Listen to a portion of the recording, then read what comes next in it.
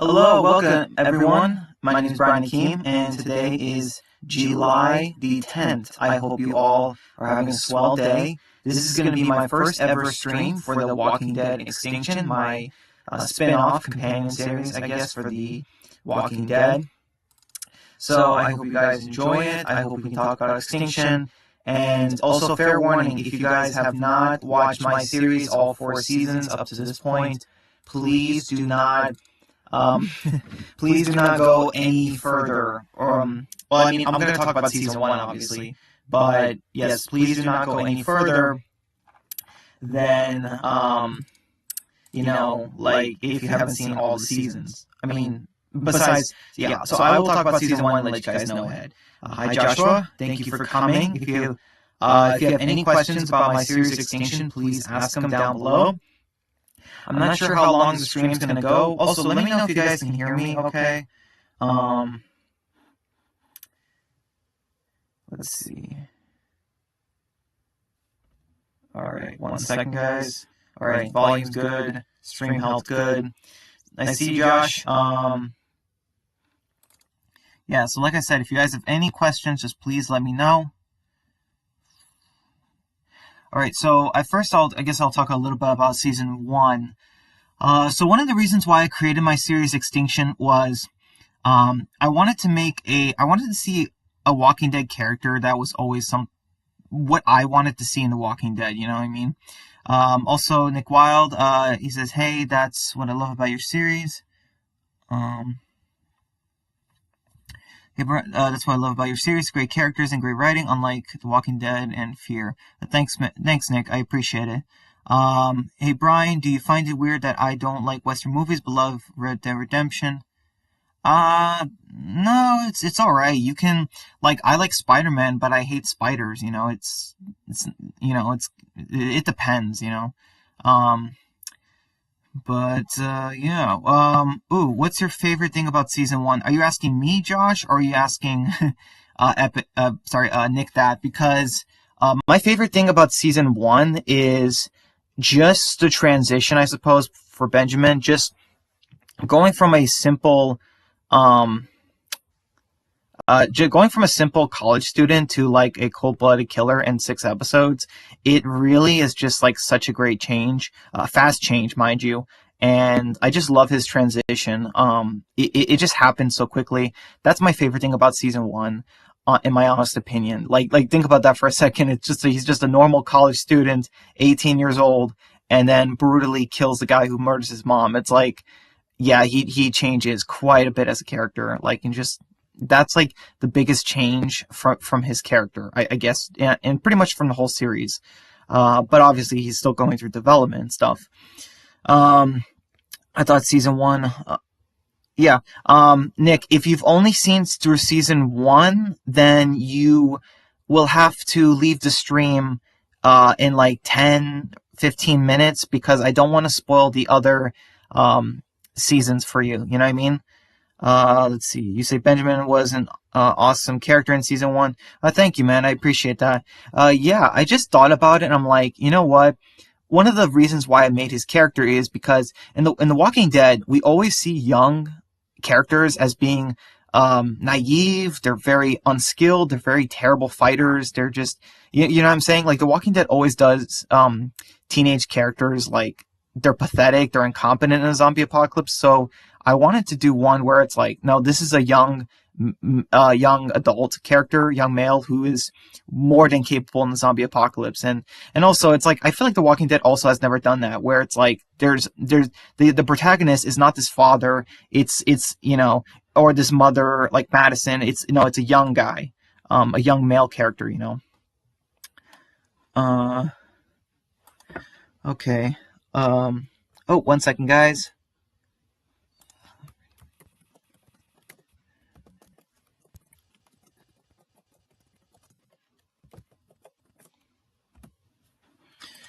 Alright, same here, but I just want to support you, Brian. Thanks, man. But like I said, if you have not seen season 2, 3, and 4, please, eventually, when I talk about it, I think you should leave the stream because I don't want, like I said, I don't want to spoil anything for you about season 2, 3, and 4 because yeah, my series is going through a big change this fall. So yeah, there's that. Let's see. Yes, thank you guys. Really appreciate that. So yeah. So the cover for season 1, it's on the left side. And you guys have seen it. That's Benjamin's season 1 poster, and you can see how there's the fire in the background, and there's his normal face, and then there's the zombie face on his left. I did that for several reasons. One, it's because it shows the transition of a normal world to the apocalypse.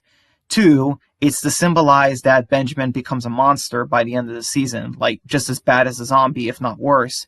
And 3, there is it hints it's going to have a slight connection if I do a season 6, you know what I mean? There's something related to that, you know what I mean? Like that I will not say, that I will not get into. Like if I do a season 6, it'll tie back into that in the season 1 poster in some way, but I will not say how. Hey, do you feel that Benjamin is your series is similar to Arthur Morgan? Sort of, Nick. Great question. For Arthur Morgan, he was a guy who. Wait one sec. I'm ready. Okay. Let me just get Walker Dead on here. Hey, Walker guys. Dead. Thanks for coming. You're welcome. Hopefully, my bad, Bob. No worries. I was doing a stream on. Yeah. I just you are the only person that has that I know has seen all 4 seasons. So, yeah, that's kind of why that's why I wanted to, I guess, have you on. You know what I mean? Because you know my series more than anyone here besides me. So, yeah. Yeah, for sure, and yeah. No, go on. I didn't mean to cut you off. No worries. Let's see. So they're asking some questions. Yeah. So about Nick's question about Benjamin being like Arthur, there's some differences and some similarities. One is, for Arthur Morgan in Red Dead Redemption, his arc was being a outlaw into becoming an honorable man. That's, from that transition. My transition is a little bit different with Benjamin, where at the beginning, he is this college student of the zombie apocalypse. He's this seemingly normal college student, and then he goes through a super crazy transition into the apocalypse. Like, he adjusts to it incredibly fast because of the traumatic event of losing both his parents and his near-death experience, and he, just becomes this kind of like psychopath already in the start of the apocalypse. And season 2, even though we kind of see him still doing whatever it takes to survive, he slowly starts reforming connections with people. And so I will say that to Nick, Benjamin's thing is, his character is about, he wants to be around people. Obviously, he wants to fight for people. He wants to keep them safe. But in order to do that, he has to distance himself, do horrible things. But the more he does that, the more he feels like he's alone, and he hates being alone. So like that's kind of how his character is. He's trying to find that middle ground of, how can I trust people? How can I let them in my life and not lose them at the same time? So that's kind of how Benjamin's transition is. And throughout the series, he also becomes wiser and more capable as the series goes on. So yeah. Yeah, and I totally agree, because to be fair, yeah, that is his character. That's Benjamin, and as we see through, seasons 1, 2, 3, and 4, like, his growth, and I agree with that, because that makes sense. I mean, you have to have a character grow, you have to have him evolve, otherwise, what's the point, right? Exactly. So the way that you did it makes pretty much sense. Like, it makes total sense.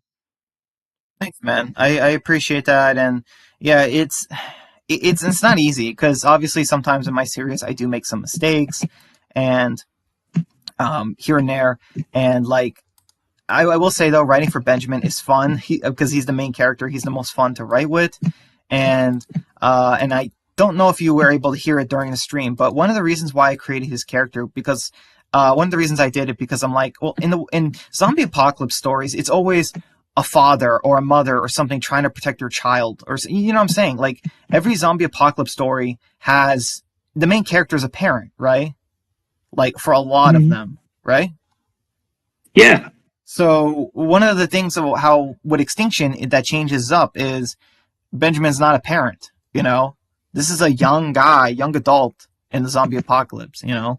So, you know, already I think that kind of helps him stand out more against other zombie protagonists, zombie apocalypse protagonists, because he's not this guy who's, oh no, he's got this kid with, you know, with asthma or something like to take care of or this and that. No, it's a young guy who is transitioning, and then you start seeing like wait a minute, like in the first episode he was talking to his best friend in college about, you know, his writing essay, and a couple episodes later he's torturing a guy to death. Like what happened? Like it's just, I don't know, it's really just things like that that make me love Extinction, because as far as Extinction anything goes, like as far as character transformations and how far is somewhat how far I take the universe, because one of the things I want to do is like, yeah, like, would they show this in The Walking Dead? And I'll be like, probably not. So I should probably add in my series. So, Yeah. um, do you have any? Let's see. Yeah, the chat's kind of dying down a bit. Yeah, guys, like I said, if you have any questions about season one, please ask. Because then we're gonna move on to season two. And like I said, if you guys have not seen season two, anyone, I'm pretty, except Josh, I know he has seen season two, but at least I think he did. But yeah, for Nick, if you have not seen season two, please go watch it, because like I said, I don't want to spoil anything. But yeah, Walker Dead. Was there anything else about season one, the 6 episodes, that you kind of remember and kind of really enjoyed? Because yeah, like season one is so short. Like it's only 6 episodes, and there's only like the shortest is like 15 minutes, like the shortest episode. So, oh wait, real quick. Joshua asks, "Are you sure every zombie apocalypse story is a parent trying to protect their child bride?" Sort of. Not every single one, but a lot of the ones. I mean, World War Z. I mean, come on, that's Brad Pitt. You know, like protecting his daughters, like his girls, and then you have Dead Rising, where you have Chuck trying to protect his daughter, and then you have Walking Dead game where you have Lee trying to protect Clementine, and then and then there's a couple. I think there was a couple others, but yeah, like overall, you see what I'm kind of saying? How like a lot of zombie stories, and then also there's The Walking Dead. You know, Rick, Carl, Madison, her kids, and then like you know what I'm saying? Like a lot of zombie apocalypse stories are like the parent protecting the kid. So yeah, not every single one, but a lot of them. Yeah. All right, I'm done with that. So yeah, Walker Dead. About season one, was there anything else that you wanted to talk about it, like the post before we move on to season two, like the poster, or just like anything else? Because fun fact, after season five, I did have thoughts. After I finished season five next year, I had some thoughts about doing like a remastered season one, where like I'm not rebooting it. I'm just taking the episodes I did and then fixing them, and then like you know what I'm saying, like adding more length to them and making them more clean, and then narrating them, because season one's not narrated. So Yeah. So in regards to season one, I like looking back on it, I did like how you introduced John and Carla. I did like how you did that.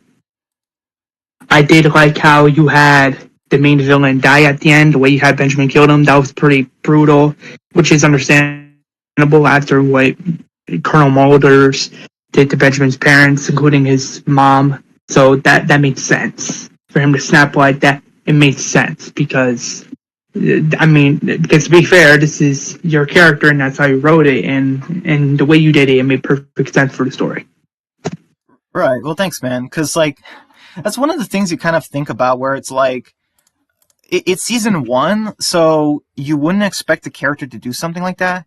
but he is still a kind of a brand new character in the world of The Walking Dead, where it's like, you know what I'm saying? It's not like I had his character be a pacifist for 3, 4, 5 seasons, and then I have him do something like this. Like, no, this is a character who literally is only a few months in the apocalypse. And he lost both of his parents and almost died. He got stabbed in the stomach and then left for dead. So Benjamin, because like I said, he's my character. He kind of snapped in a way into, no, this is how the apocalypse is, and having no issues whatsoever with killing and getting back, just taking out the mortars and his men, and just protecting everyone else who's not involved. Like, you know what I mean? So that's kind of what I wanted to do, and also, like I said, I think it helps it stand out from other Walking Dead stories and stuff, because it's like, whoa, you see season 1, it's like, whoa, is this a villain that we're following? And it's like, you never know. Yeah. All right. But yeah, go ahead. But yeah, I think how you did season 1, it was pretty good. I'm not gonna lie, it was pretty good. Thanks, man. All right, so now we move on to season 2, and I don't know how I did season 2 when I was in school, but yeah, I did season 2, and like 2 years ago now, and I introduced a bunch of new characters, like Rachel and her family, and reintroduced a villain, not from season 1, but a character from season 1 who became the villain, who was Derek's. And if you remember, he was a soldier that John banished from the neighborhood, the community. And it's like, oh, he came back 1 year later. You know what I mean? So yeah, yeah. So I'm really glad that you enjoyed season 2. Like I said, guys, if you have not seen season 2 yet, please go watch it, because me and Walker Dead do not want to spoil it for you. But yeah, it's just yeah. So season 2, if you remember, we had the introduction of Rachel and her family, John getting bit, and the herd, and then the John kind of going crazy to find Sean, because remember, Sean got kidnapped, and then yeah, so yeah, that was season 2, man. Like, it was only 8 episodes, but I kind of wish I made it longer. But yeah, like those 8 episodes, I kind of packed a lot into them, I suppose. So yeah. So how would you say, like, season 2 compared to season 1? You know what I mean? Because it's a different thing. You know what I mean? Like, it's a different. This is when I started making my show more into a show, because I had I increased the length of the episodes. I actually worked on my writing a little bit more, and I took more time with getting the pictures, and you know what I'm saying? Like, I definitely tried to make it more like a show in season 2. So there was that. Like, in terms of quality, I tried to improve, and yeah, season 2 actually takes place around the same time as season 3 from the main Walking Dead show. So there's also that. Yeah, how you did season 2, it was, I'm not gonna lie, it was pretty different. You did introduce some new characters, like you said, Rachel. You did introduce characters like that. And I like how you did it. I like how you had it make sense for the story. And I'm sure I'm not saying much because I don't want to spoil anything. But yeah, how you did season 2, the way you had season 2 of your show be completely different. Yeah, that was pretty cool. The way you did it. Man. Yeah. Oh, and okay. So, and in season 2, I introduced a new character, Merle, if you remember, and people still kind of get confused with this.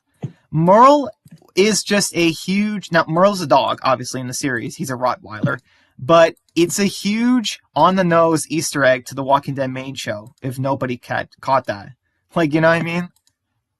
Yeah. Like, it's one of those things that it's like, it kind of makes my show surreal, where it's like, oh wow, like that's deliberate, Yeah. So it just yeah, so like I figured I think I'm pretty sure I explained it, but I think I said like, hey, in the last um year after they killed Mortars, like they kind of just hunkered down in the neighborhood. Like they didn't go out there other than like they looked for supplies and stuff. And Sean and Carla and John kind of noticed that Benjamin kind of changed, or you know what I mean, he was still kind of similar to how he was that night he killed Mortis, where you know what I mean, like he's still like he's a part of the group, but he wasn't like um you know what I'm saying, he was still very indifferent, very emotionless for that last year. Yeah. You know, because even Sean says that, like, you know, he changed that night, and I kind of changed too, and obviously what happened, and then you know we get the cliffhanger. Basically, it's not like, oh no, Benjamin's not friendly. No, he's still friendly to John, Carla, and Sean. It's just that he does like, you know, he kind of is doing his own thing, obviously, because with the year time skip, Benjamin has sort of just kept to himself and been trying to work on his survival skills. You know what I mean? For the past year, past year, and then we have and then the cliffhanger where we have Rachel. Like, remember that? And you know, so did you think? I'm trying to remember what you said, but yeah, did you think that Rachel and when we got to see her brother Damien, did you think that they might have been antagonists or something? Like, because like remember, it's like the cliffhanger was them watching Sean, you know, from a distance. So it's like, ooh, are they bad? Are they good? Like, you know, so like, did you have that? Like, looking back on it, I mean, I didn't assume right away they were bad. Like, I had this prediction that they were just random survivors, like, you know, watching Sean and the others. But however, that doesn't mean I thought they were bad. I mean,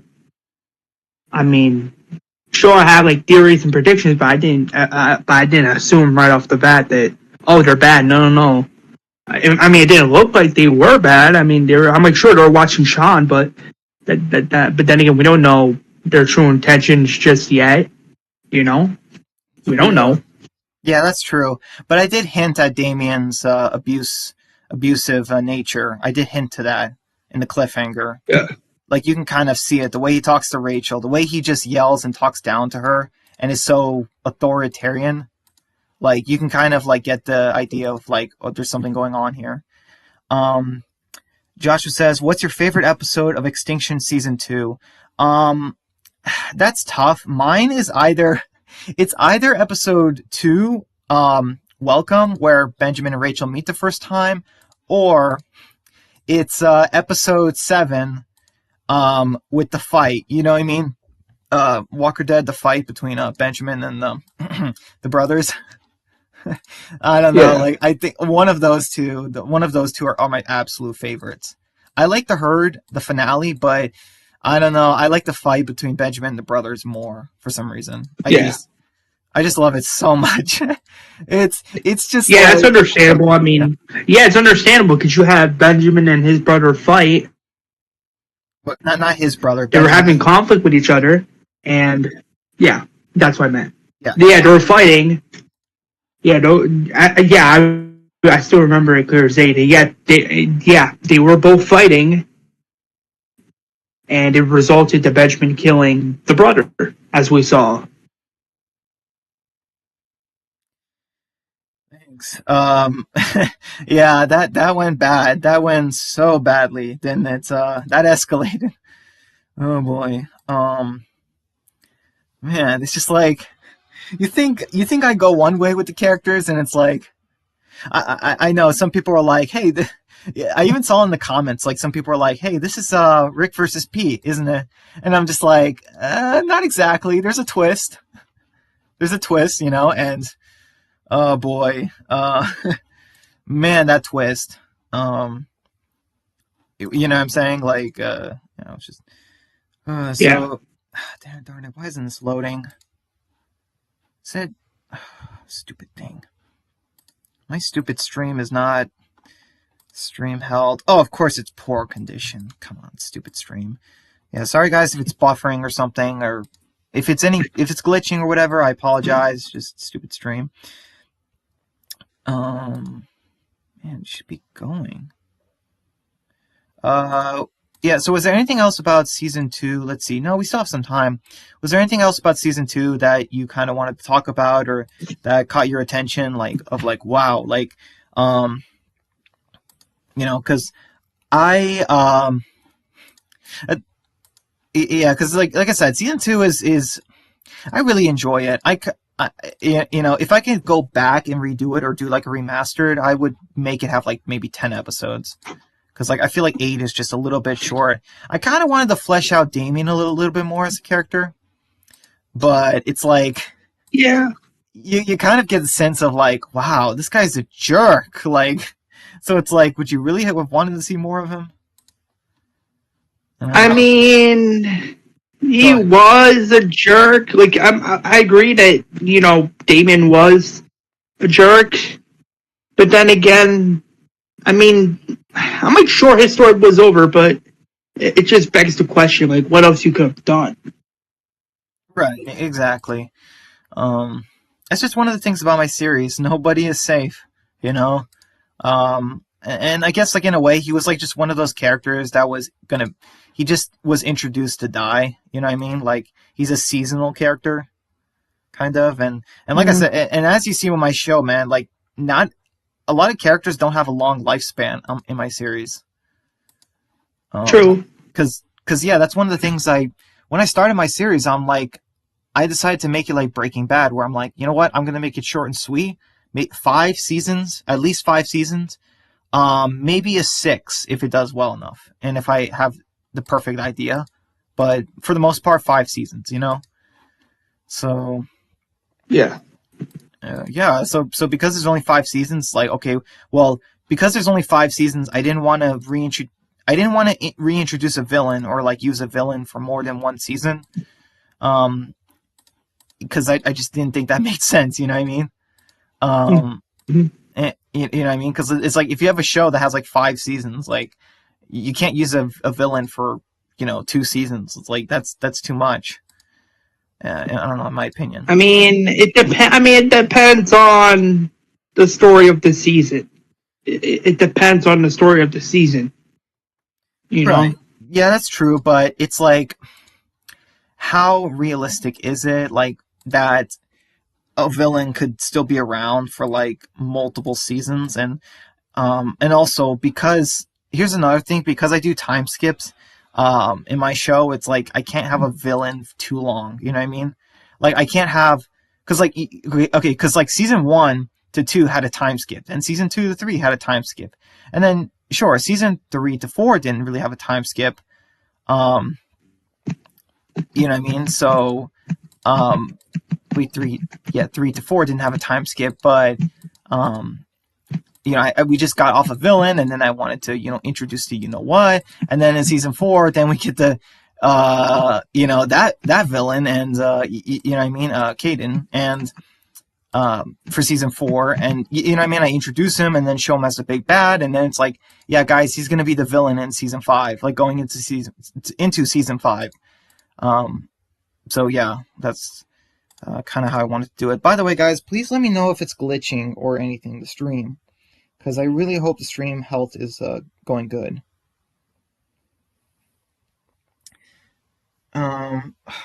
You're kidding. Is the Wi-Fi down? Yeah, man, if there's anything else about season 2, just let me know. Like, I enjoy season 2. I think, obviously, in the beginning, it's a little bit of calmness, like, and then there's the whole, chemistry between Benjamin and Rachel, where, like,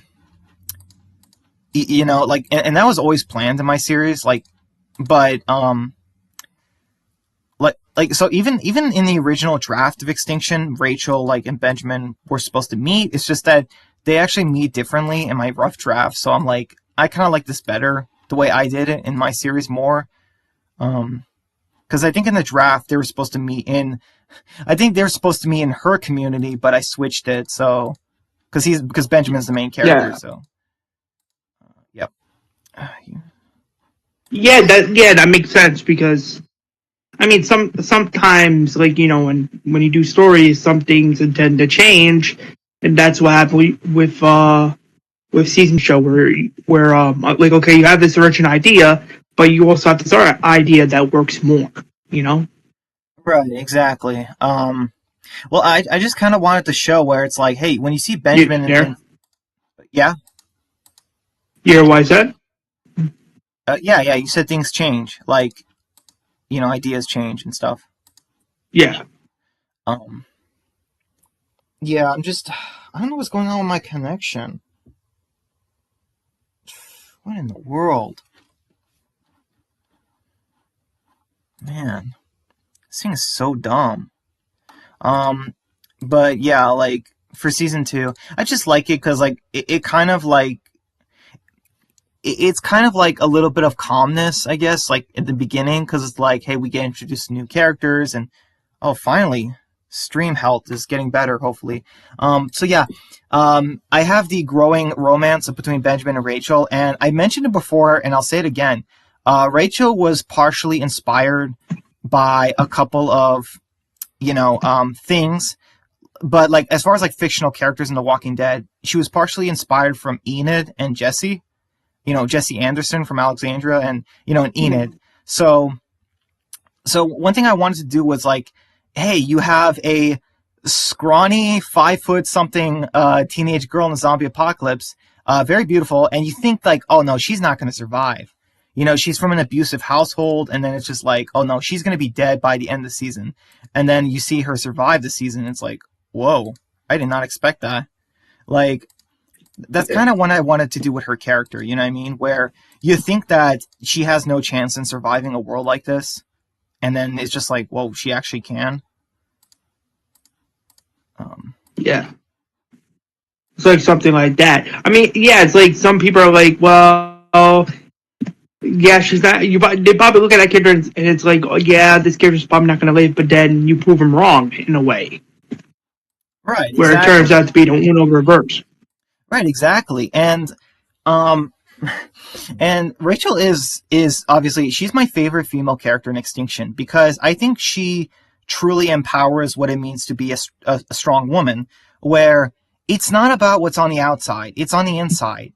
She literally had to grow up in an abusive household. Okay, her mother was always working and barely did anything around the house. Her father was a drunk. Okay, and yelled a lot. So and Damien didn't help. He was like his father in terms of personality. He was hot headed and stuff. So and her other brother, he wasn't much help either. So it's like, who does that leave to make sure the house does not explode? Like, or what about her little siblings, Tyler and Rebecca? That was on her. That burden was placed on her, and it made her a stronger person, but it also made her very vulnerable too because she has trust issues. She has a fear of um, you know, men, but the fact that she overcomes it, she learns to understand Benjamin as a person, and the fact that she, reveals her insecurities and stuff. To me, this makes her a very amazing character because she, even though she has flaws, she doesn't let them hold back from growing. And that's kind of her thing. I introduced this brand new character in season two, and she grows just as much as Benjamin. And you kind of are wondering, like, oh, wow, this new character is like getting as much development as Benjamin in season two. And you kind of see why in the future because it's like, oh, okay, that's why, you know? Yeah. And, and yeah, like I said, I just, honestly, like, and that's why I put that picture there with Rachel, in the thumbnail of her just lying in the bed because she is such a tragic character in a way, but also that's what makes her great in my opinion too. Because like even before the apocalypse, everything was just putting her down, and now you have the apocalypse, so it's like, oh boy, how can you do that? And it's not just her development too. Benjamin really develops too, because he really lets Rachel know his insecurities too. Because remember how he kind of mentions it, how he mentions to Rachel how he has this part of him that's scary, that's, dangerous, and he doesn't want to hurt the people he cares about, but it helps him protect the ones he loves from the people out there. But you know what I'm saying, it's this part of him that is even scares himself. How he turns, and I think it's great that these two characters can share their insecurities with each other and grow from it. In my opinion, and not to mention Yeah. all the flirting that I did between them this season. That was also fun. Because to be fair, I'm not good at writing romance, but these two, writing their chemistry was a lot of fun. Yeah. Yeah, I totally agree. And yeah, as long as you have fun, you have fun, Yeah, but then again, it's like, well, you can't always have just fun because, there was that scene where Philip took back his family and then, he wanted to leave. And then just the part where Benjamin has to watch Rachel leave, it's just kind of heartbreaking. Um, and this is one thing, and this is one thing too about relationships. If you ever write a relationship in a story with two characters, there needs to be tragedy in the relationship because a relationship that just has love and stuff, it's not interesting to watch. You know what I'm saying? Like, Yeah. right. Like, if two characters are in a relationship and they never argue or they never reveal their insecurities, if they're just perfect and stuff, it's just like, why am I interested in this relationship? It's like, because it's not growing, it's not doing anything, it's just happy.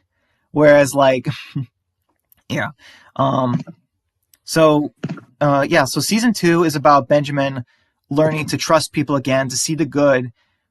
So, like, even though Benjamin cares for Sean, Carla, and John, it's really Rachel that brings back his humanity after he lost it at the end of season 1. It's really, so it was like Rachel that did that. And because of Benjamin, Rachel became stronger in terms of not only physically but emotionally as a person, and a survivor. You know what I mean? So they helped each other at the end of season 2 become better survivors and better people.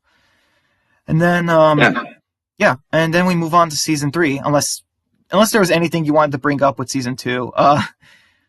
Yeah, like I said, it was kind of awkward because of what Benjamin did, you know what I mean? But it's like, well, he was a jerk, so it's kind of like one of those things where I don't know. I don't know. It's just, it depends how you feel about that. But me, I just went with it. So Yeah.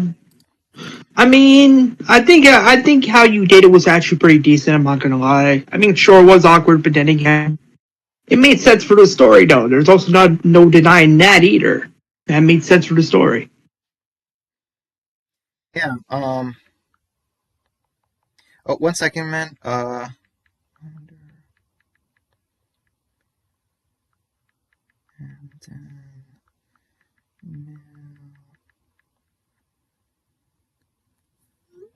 All right, I'm back. Yeah. So then we move on to season 3. Do you have a least favorite episode of season 2? Ooh, good question. Least favorite episode. That is. Let me just go through my playlist real quick. That's gonna be. Let me think about that for a little bit. Least favorite episode from season 2. Um,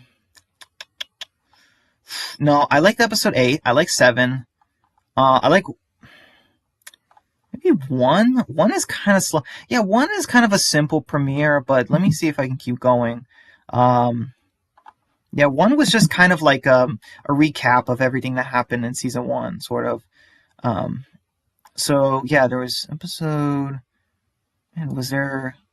Hold on, was it episode 3? I don't know. It's darn it, I should have wrote a synopsis for every episode. But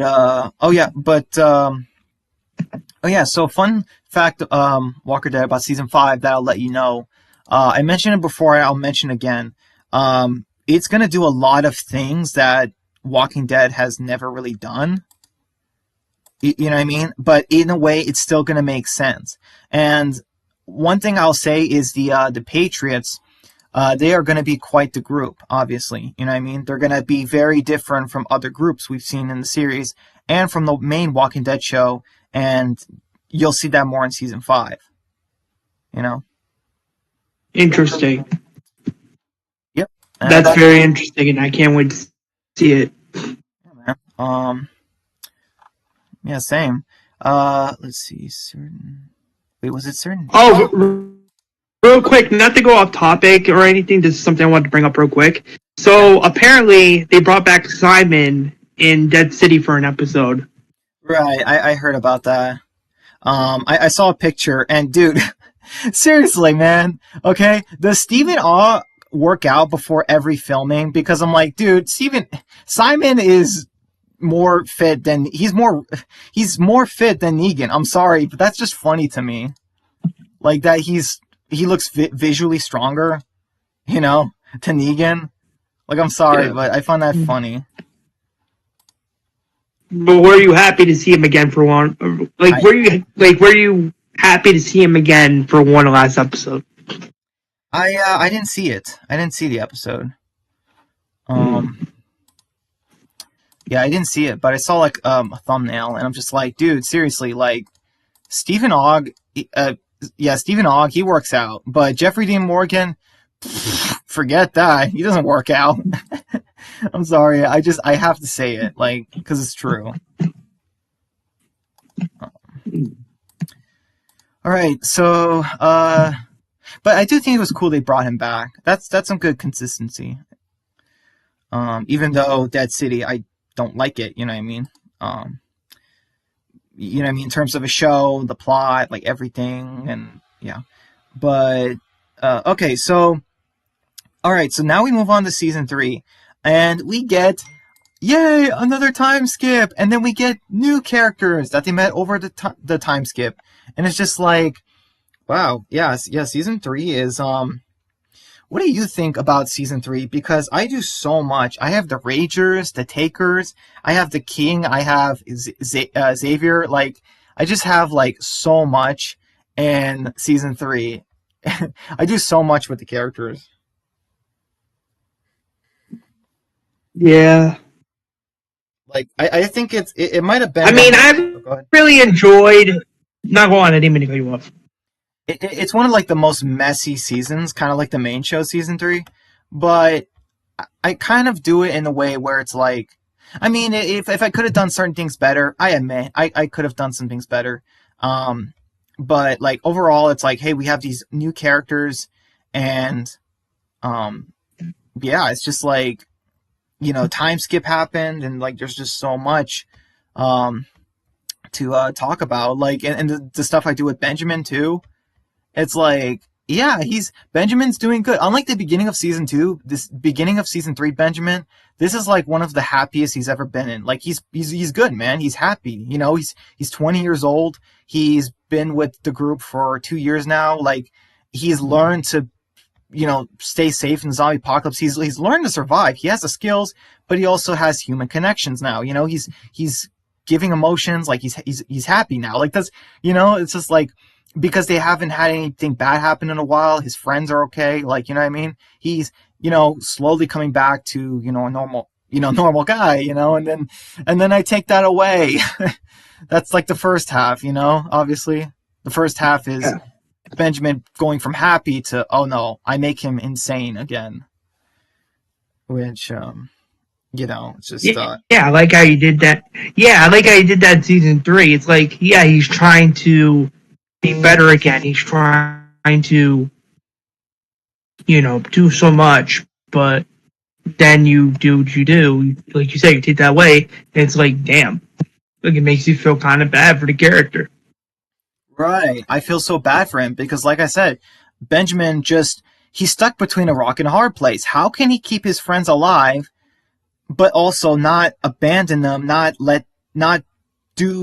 be so horrible of a human being where they abandon him because you know what I mean? Because like I said, if Benjamin is just he wants to trust people, he wants to be around people, but every time he is, they keep dying. So it's like, well, then maybe he should stay by himself. And it's like, well, he can't do that either because he misses them. So it's like, oh man, like what do you do? Like, and because like Yeah. it's just tough, man. So yeah, like I said, we have a time skip. We have Victor and his family introduced in season 3. Like Victor has this big family. He's got his brother Jace and his sister.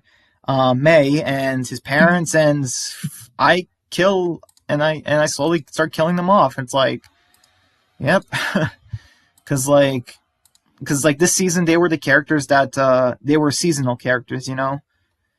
And I also reintroduced Brandon, who I know you didn't like how I guess used him in the second half, but um, in a way, and to be fair, I think I could have done a few things better, but um, I still stick by what I did with his character for the most part because like I said, man, like my show is just there are no my show has hardly any breaks. It's just like, hey, Brandon has come. Think about it. This is Benjamin's best friend since he was a little kid. Like, it's the only friend he ever had. And what I do with him, man, that's just, oh man, that's tragic, right? It's like Mhm. you think I can't hurt Benjamin as a character more, and this is one of the things about my series. Just because Benjamin is the main character doesn't mean I can't make him suffer.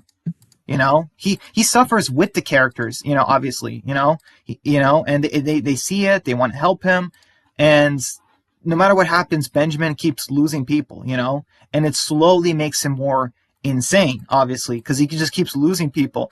And he was so insane that in the mid-season finale, you saw what I did with I think I did my first ever hallucinations in the series. So I believe season 3 is the first time I introduced hallucinations. Yeah. And that was also crazy too. Like, damn, you're actually doing hallucinations now.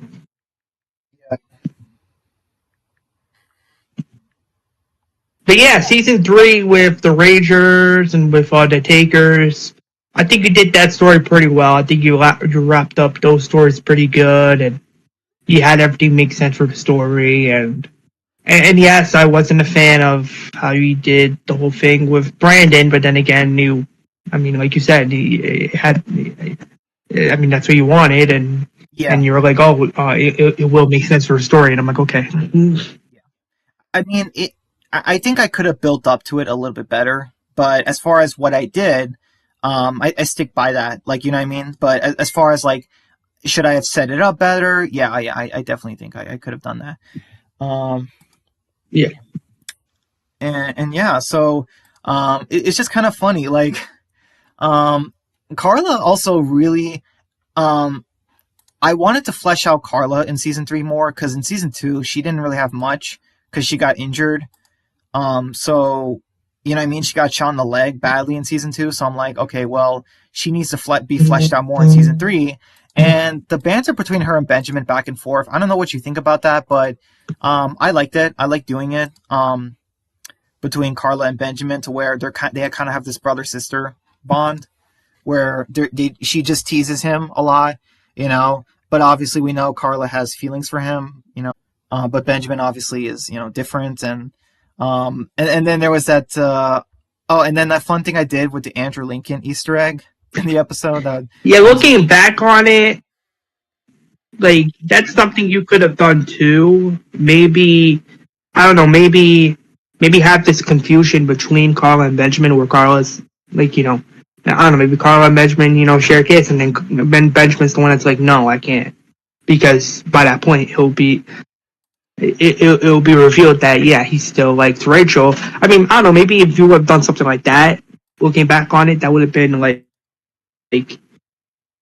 understandable. But I mean, it is what it is. yeah. Well, I think the way I did it is that Carla knows that Benjamin still likes Rachel, and she's kind of respecting it, even if it kind of still hurts her, you know, that he doesn't have True. feelings for her.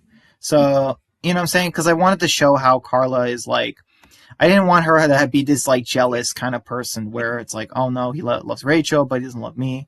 I didn't want to do that, you know. Uh, Mm. let's see. One second. Um, one quick second. Yeah, if there's anything else about season 3 that you like please let me know, because yeah, like Benjamin is just like also I introduced like I introduce phones in season 3, obviously, like in the story, and have them kind of matter more.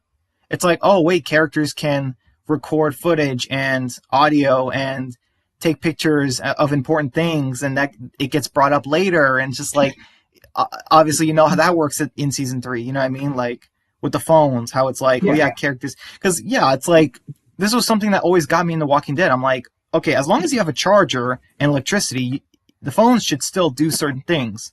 So that's one thing I did too. And yeah, you just see the characters are so happy now, but obviously with Benjamin and Rachel, it's still kind of awkward. You know what I mean? Between them, understandably, even a year later, and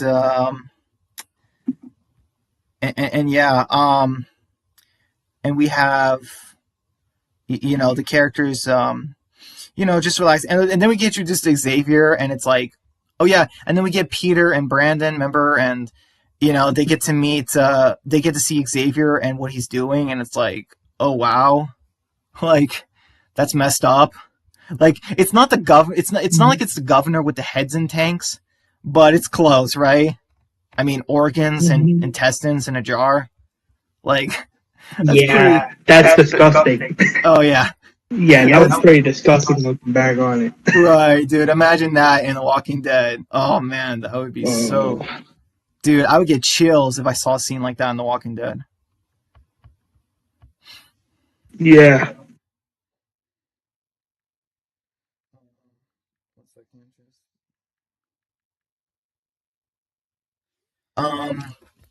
Oh man, there was one jar had eyeballs. Like it's just nasty. Yeah, but then we move on to it's like, you know, like the other stuff. Also, I did a lot of flashbacks in season 3 with Rachel, before she meets Benjamin, just to kind of like add more to her character, I suppose. And then we have, the Ragers attacking at nighttime, and the whole thing was like, hey, they attacked during movie night. So like, imagine, and I did that in the episode. Like seriously, like just imagine watching a show where somebody gets killed watching a slasher movie, like in front of their TV. It's like, dude, that scene is made for television. Seriously. Like, yeah. I don't know, man. This is crazy. Yeah, and then also I wanted to give more scenes between Benjamin and John, since we kind of know what happens with John this season, and also I wanted to give Rebecca something to do, because now she is like, well, yeah, it's been 2 years, so she's 14, and because like it's funny because like. It's like some people forget. It's like, oh yeah, Rachel has 2 younger siblings, and it's like, and you know, at this point in the series, Rebecca, she hated Benjamin. You know, she didn't like him. You know, I mean, it's kind of understandable because of what happened last season. You know, but obviously, you know, he didn't mean to, and obviously he doesn't hold anything against her. You know, because she's a kid. So, yeah. Yeah, exactly. I wanted to show how when when the person in abusive families, when the abuser is taken out, sometimes the family just doesn't heal properly. It's not like the family is just perfect and that's it. It's like, no, there's still problems. And the fact that, you know, you had Tyler and her arguing, and like I said, I wanted to give them more character, you know, development, and the fact that, oh my goodness, the fact that Benjamin was talking to the character Andrew. You remember Andrew? You know, he's talking to him about Rachel, and he's just like, listen, dude, just go for it. You know, everyone sees you like her, you know, and Benjamin was going to go to her house that night, and then obviously, you know, it's like, oh wait, Rebecca is crying, you know, and Benjamin kind of notices that, and then all of a sudden, you know, Andrew just gets killed right behind him, and it's like, oh man, like quite the twist, right? It's like you think it's going to be a normal, peaceful day, peaceful night, and it's like, nope. Like boom, second episode, attack. Right, you know, it's just like, Yeah, it's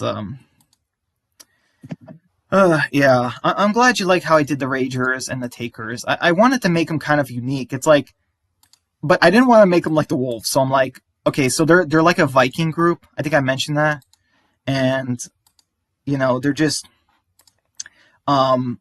crazy, Um, yeah, I mean that's really it. It's like they're crazy. They respect who's the strongest. They don't really have high moral standards. They're a big group, but they don't have guns. And Yeah, how I end them, how I'm trying to remember how you said it, but you remember when I killed off the Ragers? Um, I'm sure you did not expect that because you were like when I had that storyline with Benjamin and the Ragers in the second half, you were like, whoa, what?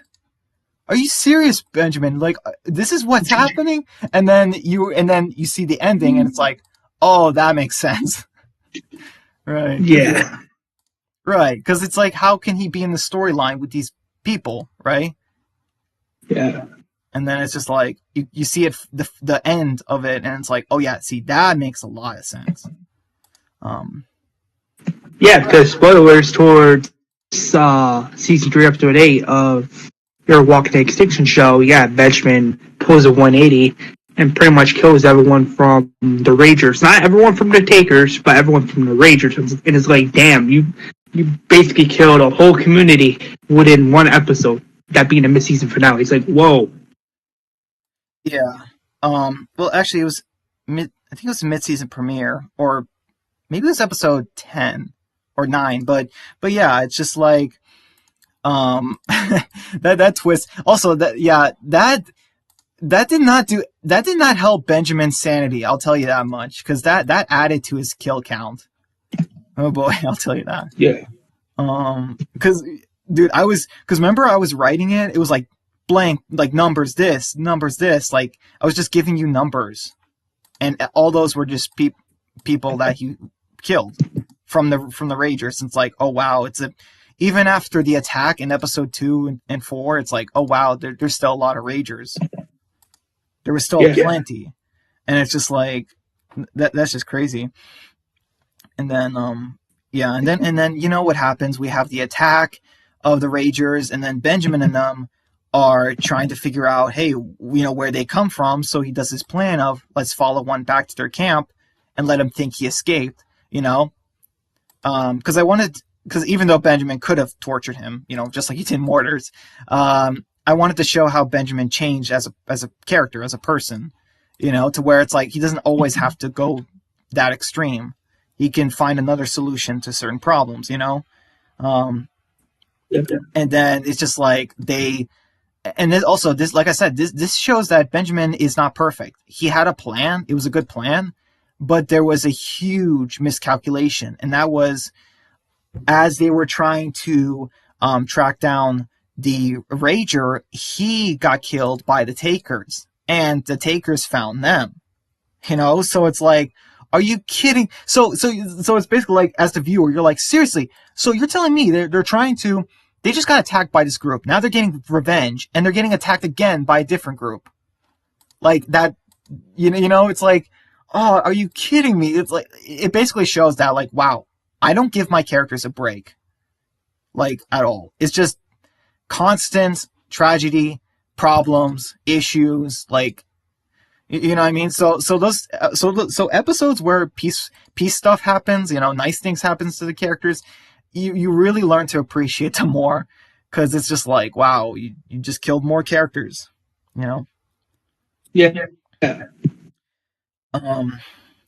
Did you oh yeah, and then we get the flashback of Benjamin's past, and it kind of plays into the present with Xavier, Greg, Jace, and Benjamin. And obviously it's like you kind of wonder, it's like, remember what happened? You were like, oh man, I think I have your comments here, but oh yeah, okay, you said something like, hold on, let me see if I can read it. Oh no, I don't think you said anything, but yeah, I think you said something to me about how, like, well, what happened, the fire in the woods. And then I show I just have a character just walking in the woods by himself, and you're like, who's that? Is that Benjamin? Like what happened? You know? And then it's like mid-season finale, which is titled Grim Reaper, and it's like, and to be fair, I think that's a good title for the episode, especially when I do it, because um because because then I show because then I show you what Benjamin does to Greg, you know, how he got out of that situation, and the hallucination he had, which I was very proud of, honestly. Like, yeah, I mean, I don't know. Like, what did you think about that, man? Do you want to talk about it, or was there anything about it you were still kind of confused Yeah, on? Or yeah, go ahead. yeah, yeah. Like looking back on it, I was confused. I do remember being like, "Oh, what happened?" You know, like something like that. But then you, like you said, you explained it to me, and then like a few episodes later, you had Benjamin kill um Damien by doing you know what during the season 3 finale. So yeah, that was pretty great. Yeah. Do you think that hallucination scene was crazy, where I had the river of of blood? Did you think that was crazy? Like, um, when I did that scene in episode 7, and then it's kind of like the Rick sees every. You know what I'm saying? It's kind of like the Rick's. It's like I wanted to do something similar to Rick seeing the bodies of everyone that died from the show, but I'm like, I got to do something a little bit different, so that's what I went with. You know, to make it different enough, and I felt like it was pretty good. And then obviously that hallucination scene with Benjamin was like, whoa, that's pretty dark. That's pretty crazy. Like it just really kind of shows. It's like you didn't think Benjamin could go more insane than the season 1 when he killed Mortars, but then it's like, oh no, this takes the cake. Yeah, Right. And yeah, to that be was fair, pretty crazy. I'm not gonna lie. yeah, and to be fair, it's understandable because it's like after everything he's gone through, it gets worse and worse, and then his mind just snaps, you know. Um. Yeah, So yeah, just the fact that characters have to go back empty-handed, they think Benjamin might be dead. It's really different than season 1 and season 2 because now you have a whole group that's worried about him, you know. Um. So yeah. And then we have the end of season 3. We have all the stuff happen: the Ragers, boom, the Takers, and then I do the cliffhanger with season 4. With spoilers, the CRM. So it's just yeah, like, whoa, you're doing CRM, like, yep, next season. yeah. Yeah. That ending, that ending to this day still got me. I'm like, what? You actually did that? No way. Thank you.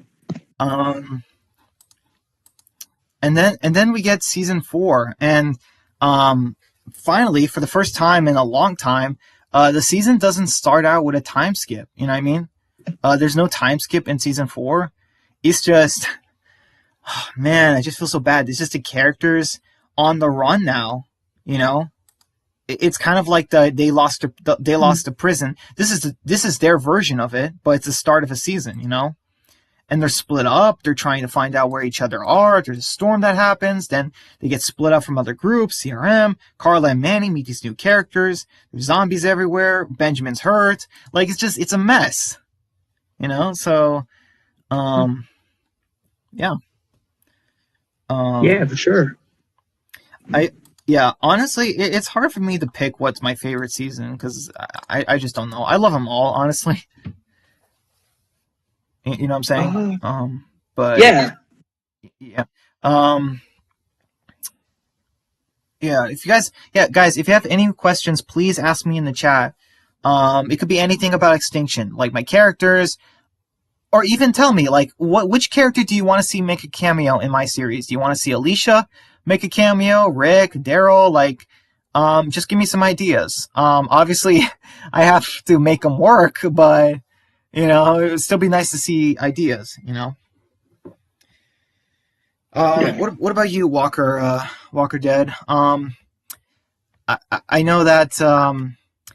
I mean, to be fair, I do have a cameo in season four. Well, technically three, but I told you I'm still planning to do more cameos. It's just that it has to make sense with the characters and not contradict lore from the Walking Dead universe. So, yeah. Yeah, from AMC's Walking Dead TV show universe. I know you've mentioned that to me before.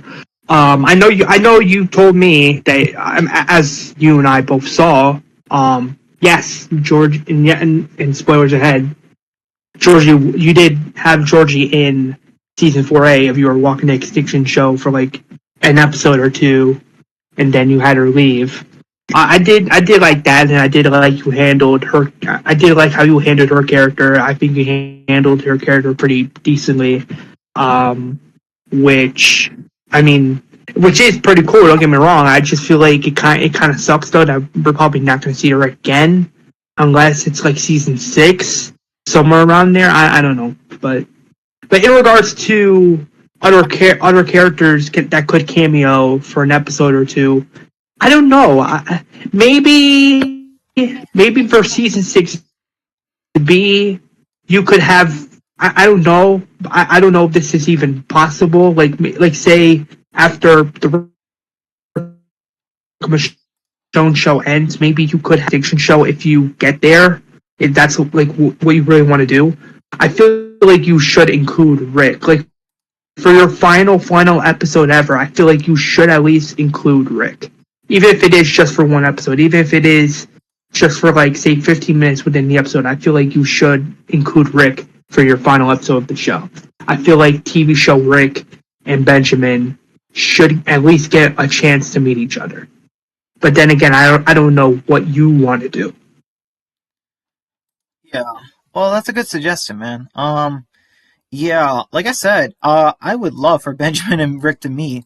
But you see how hard it is just to get Rick back into the Walking Dead universe? And it's like, it really depends on the story I do and how can I have it make sense, because I can't just have Benjamin and Rick meet on the road and it's just like, oh, okay, that's it. And then, um, like it kind of has to mean something in a way, like the way I try to do with Georgie. So, but yeah, it's a good suggestion, man. And yeah, if the Rick and Michonne show, like, if it ends a certain way, if it leaves room for it, I could do something like that. It really depends on the Rick and Michonne show. It really does. Um, Yeah. and let's see. Yeah, I totally agree. I feel like, yeah, I feel like if you are going to have, wait, that's indirect. I feel like if you are going to have a cameo character in your final season of your show, I feel like Rick is the perfect pick because, let's be honest here, it's not going to be Alicia. So if one character is a cameo within the final season of your show, I feel like it feels more right for it to be Rick Grimes, TV show Rick Grimes. Yeah, I know what you mean, man. It's just it really depends on if I have room for it, because like because Rick is a big character and um he's stuck right now with this. He's been stuck with the CRM for like 8 years, so it's like, okay, well, how can I involve that? How can I kind of write that in some way? And it really depends. As season 4 got some good episodes. Thank you, man. And he also says, I want Alicia to be a cameo. Yes, I have had thoughts about Alicia because, let's be honest, the actress quit the franchise. Like, if we can be honest with each other, Alicia didn't care. She left. She left the franchise. I highly doubt she's ever gonna come back. So, yeah, I mean, think about it. Would you come back to Ian and Andy's writing? Or I wouldn't. No. And not just that, but yeah, after how they ruined Alicia in season 7, which partially I don't really consider season 7 canon if you think about it, because it's just, there's just no, how can it be canon in the universe of The Walking Dead? I don't know, it's just weird. But yeah, I have had thoughts about that. Benjamin and Alicia, they would make an interesting scene together. But not couple, not couple. That is not what I'm doing with their characters, because as you know, it's season 4. There's a reason why Benjamin and Alicia, that wouldn't work. Let's just say that. It says, imagine Benjamin is in the one. Oh wait, Benjamin is the one in the helicopter, and they rest in peace. That's why Rick is smiling. That would be a twist. Ali Squid Games. That is interesting idea, Ali. The thing is though, I don't know if that's. Benjamin is not currently with the CRM, so that's not really gonna work at the moment, unless I make it work, which I don't know. It really depends on where I take the story. But here's the thing though. When the person on the helicopter said, "You can't escape him, Rick," Rick was still kind of mad. He should have recognized the guy's voice, but then he smiles in the end. I'm pretty sure they confirmed Rick wasn't smiling because he recognized the guy, so I don't know. Yeah, I just don't know. But will I have some kind of Rick Benjamin thing happen in the series? Possibly. But the thing is, like I said, is it has to matter, because if I do something like that, it'll definitely be in season 6. It would have to be. And also, I will have to make a whole story and fit Rick in there, rather than I just take the whole story in Summit and put Benjamin in there. That's not what I want to do. You know what I mean? Because Extinction is about Benjamin's journey, which actually, that's a good question. We have to figure out if Benjamin is even in season 6. We have to. We also have to get through that bridge, I suppose. And so please don't kill him off. Please, not to interrupt, just don't kill off Benjamin, please. Don't do it. Don't do it, please. The reason I say it is because it will feel like the Walking Dead comics, where Kurtman killed Rick towards the very last issue, towards the end of the Walking Dead comic run, where Kurtman killed Rick, and it's like, why? Yeah. Oh, whoa. 6 way before the final episode of your show. I just don't want to see that. Yeah, I hear what you're saying, man. I have made my decision, and I will say that I think both sides are going to be happy. If you think I should kill, if you think I shouldn't kill Benjamin, you will still be partially happy. And if some people think I should, then they'll be partially happy. It really depends on. I will say this. Obviously, in season 4, there's a new development in Benjamin's life. Obviously, the huge reveal in the second half of season 4. Which, by the way, guys, like I said, if you have not seen it, please go away now. But the fact that Rachel is pregnant at the end of season 4. Which, wow, right? Isn't that crazy? As far as like a twist of like, well, really? Like already in the story, it's like, well, yeah, like my story's wrapping up, So like, that's something that was always in the plan actually.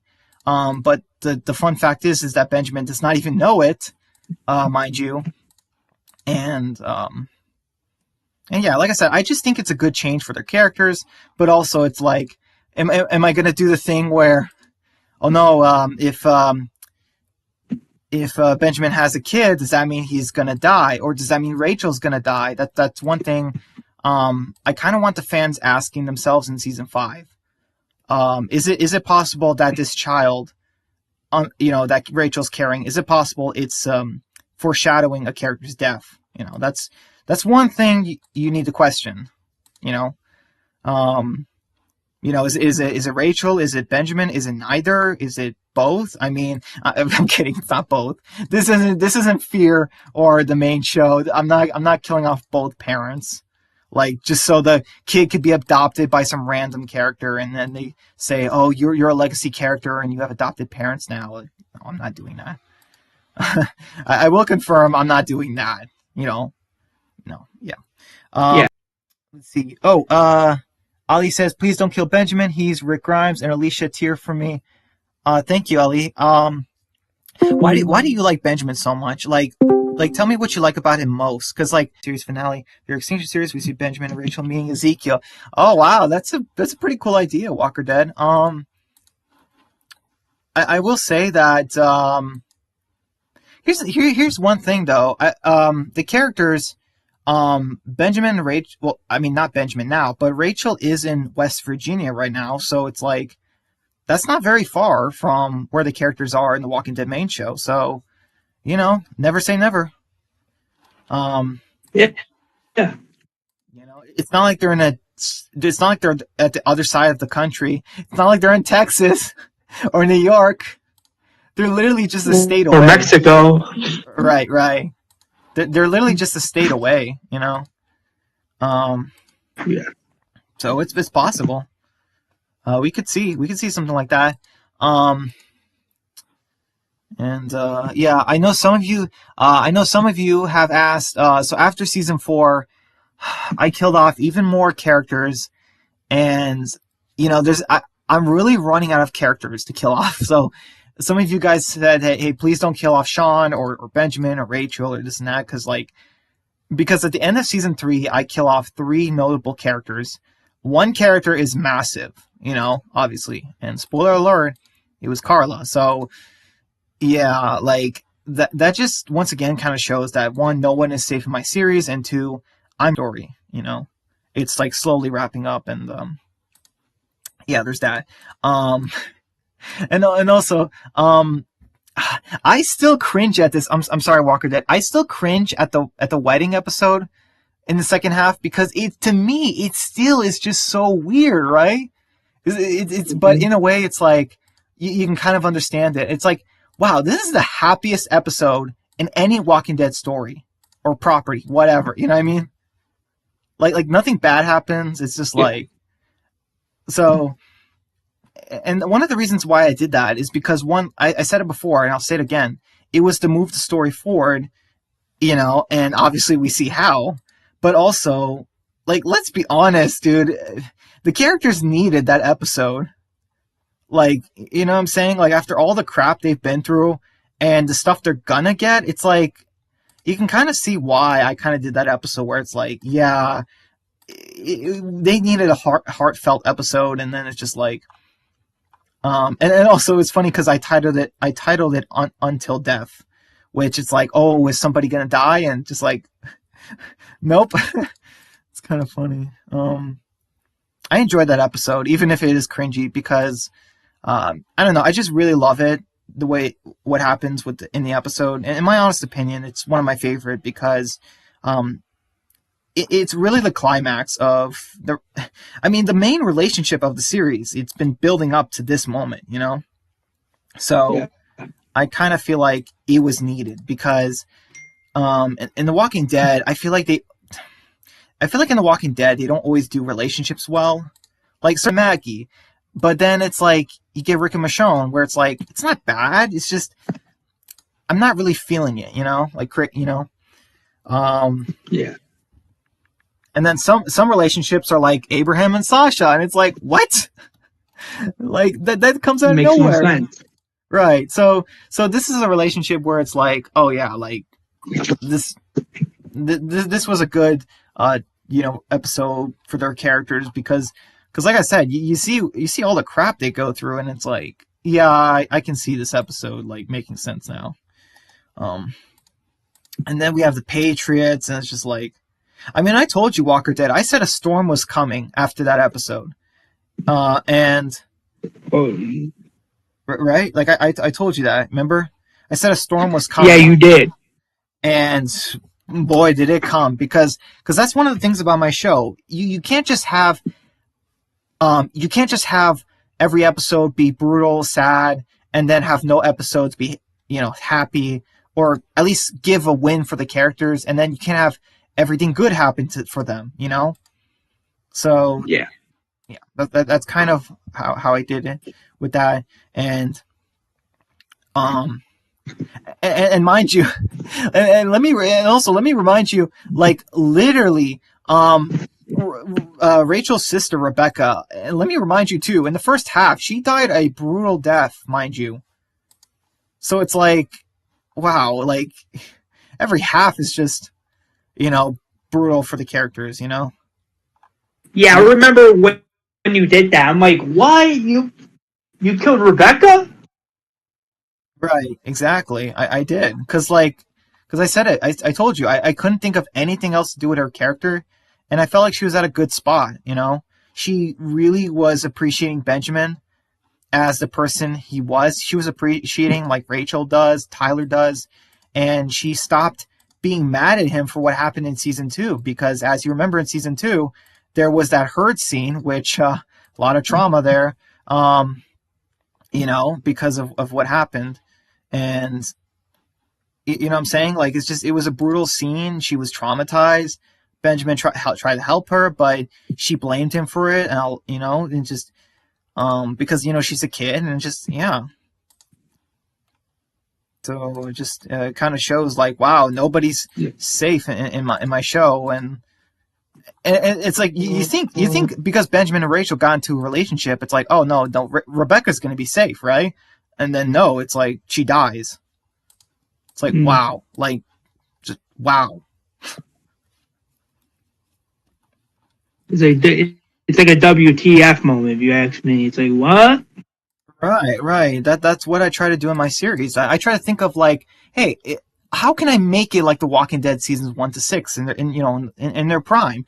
I need to have brutal moments, WTF moments. I need to have crazy moments, like, you know, everything good The Walking Dead does: hallucinations, great action, great character moments, great zombie action, great deaths and stuff. Like, um, oh yeah, there was the one zombie kill I described where Benjamin put his thumbs in the squishy zombie and then he tears its head, the top half of its head off, like you know, through his thumbs. Like, oh my goodness, can you imagine if that's a scene in the actual show? Like, That because would I have think, been gruesome.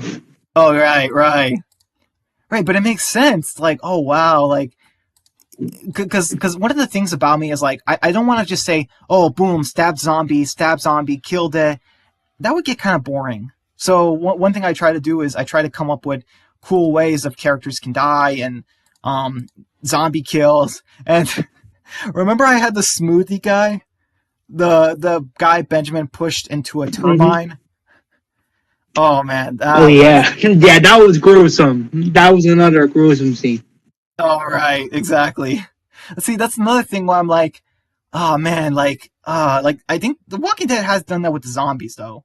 But it's like, but imagine like an actual person, and then just even after everything, when Benjamin got smeared, he's like, ugh, like even he was disgusted, like just because yeah, that now it's nasty. Just, I don't know, it's just Yeah. it's fun because I think I'm sorry, I can't even say it. Creatively, I think creatively about how Creativity, something like that. yeah, couldn't say it. Creatively, about hey, the villains have to be different, the characters have to be different, the storyline has to be different, the characters' goals have to be different. Like Extinction, in my opinion, it's always been what I wanted to see in The Walking Dead. Is there a lot of zombie?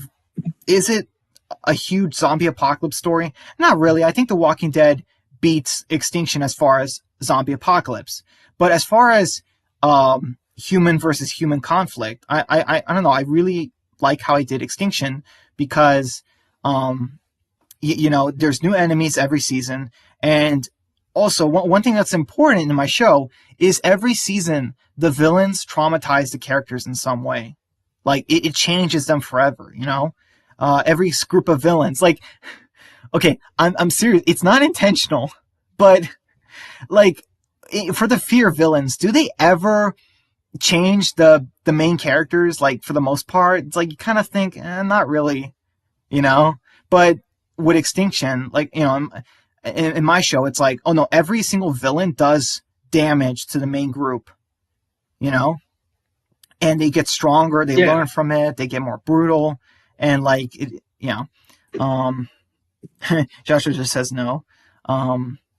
Yeah. So Yeah, I have. Oh yeah, so I finished writing the mid-season finale draft of Extinction, season 5. So I finished that yesterday.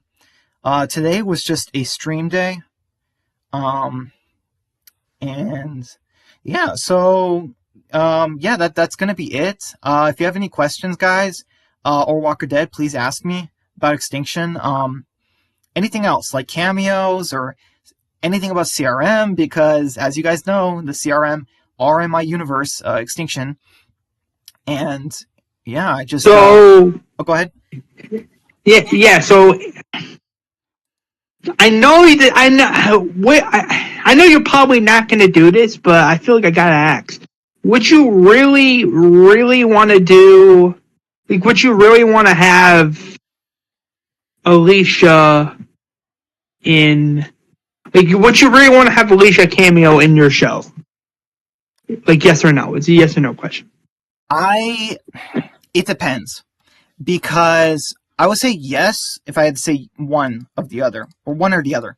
If I had to say yes or no right now, I would say yes, because Alicia is an awesome character. I love her. Even if Ian and Andy are horrible writers and they ruin her, in terms of the character herself, she's still amazing. You know what I mean? In terms of everything we had prior, um, and but the thing is that it gets kind of tricky because of all the stuff that Ian and Andy, stupid writers, have done.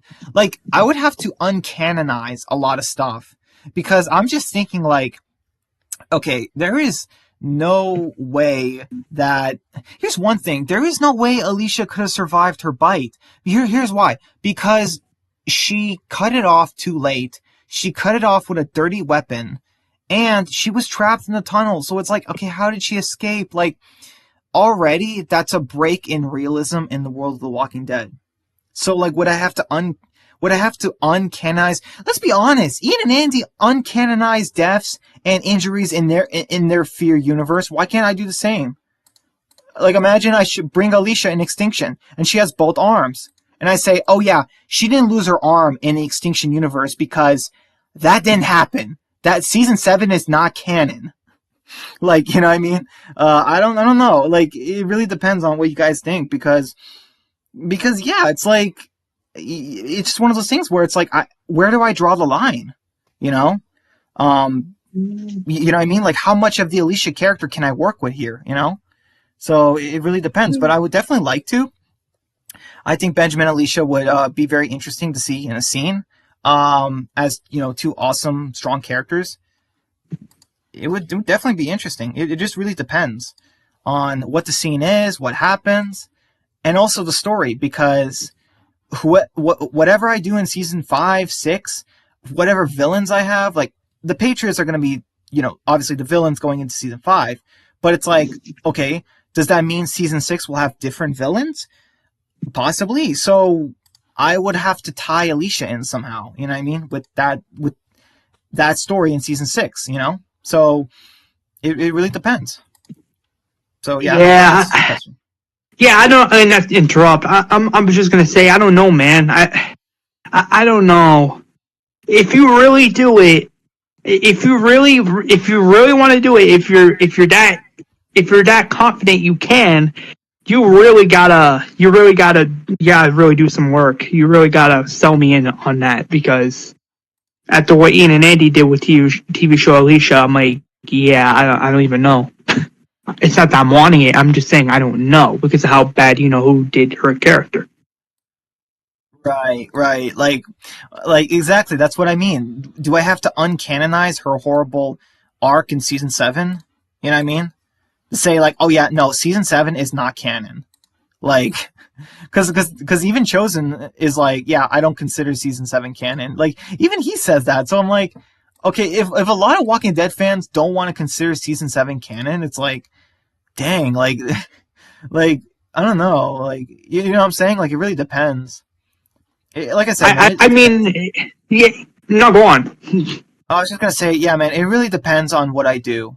Um, it just 100 depends on what the audience wants, what I'm allowed to do, and also if also, if Alicia Denham Carey ever comes back into the franchise, which I don't think she will, but just to be certain, where it's like, I don't know. Like I said, Extinction's ending kind of depends on how they end this franchise, because yeah, exactly. If I have Rick, if I have Alicia in season 6, okay, is the franchise over? Because I don't want to have them cameo and the franchise not be over. You know what I'm saying?